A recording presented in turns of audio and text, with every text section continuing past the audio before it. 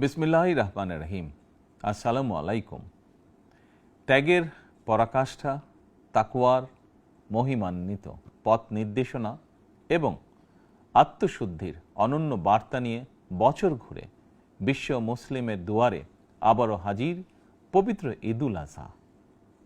বাংলাদেশ সহ বিশ্ব মুসলিমের প্রতি পবিত্র ঈদুল আজহার শুভেচ্ছা। দল, মত, ধর্ম, বর্ণ নির্বিশেষে দেশবাসীকে পবিত্র ঈদের শুভেচ্ছা জানাই। ঈদ মোবারক। কোরবানি শুধু পশু জবাই নয়, বরং লোভ, লালসা, হিংসা, বিদ্বেষ আর মনের পশুত্বকে পরাভূত করার দীক্ষা গ্রহণের মধ্যেই নিহিত রয়েছে কোরবানির মাহাত্ম্য ও তাৎপর্য।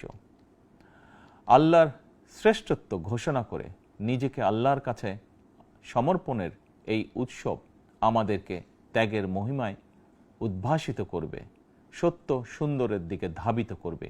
এটিই হোক পবিত্র কোরবানির অন্যতম শিক্ষা।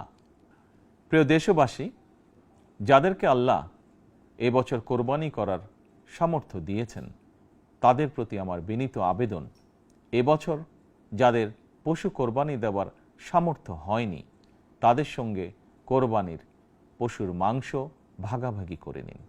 এটিও কোরবানির আরেকটি অন্যতম শিক্ষা। প্রিয় দেশবাসী, আপনাদের প্রতি আমার বিনীত আহ্বান, কোরবানির চামড়া যথাযথ প্রক্রিয়ায় সংরক্ষণ করুন। কোরবানির পশুর রক্ত ও বর্জ্য পরিষ্কারের ব্যাপারে পরিচ্ছন্নতা কর্মীদের সহায়তা করুন দয়া করে। যথাসম্ভব নিজেরাও পরিচ্ছন্নতা অভিযানে অংশ নিন সম্ভব হলে, যাতে কোরবানির দিনই সংশ্লিষ্ট স্থানগুলো পরিষ্কার পরিচ্ছন্ন করে ফেলা যায়। পবিত্র ঈদে কায় মনোবাক্যে আল্লাহর দরবারে প্রার্থনা, তিনি যেন আমাদের মাতৃভূমিসহ সমগ্র মুসলিম বিশ্ব ও মানব জাতির জন্য শান্তি, নিরাপত্তা ও স্থিতিশীলতা দান করেন।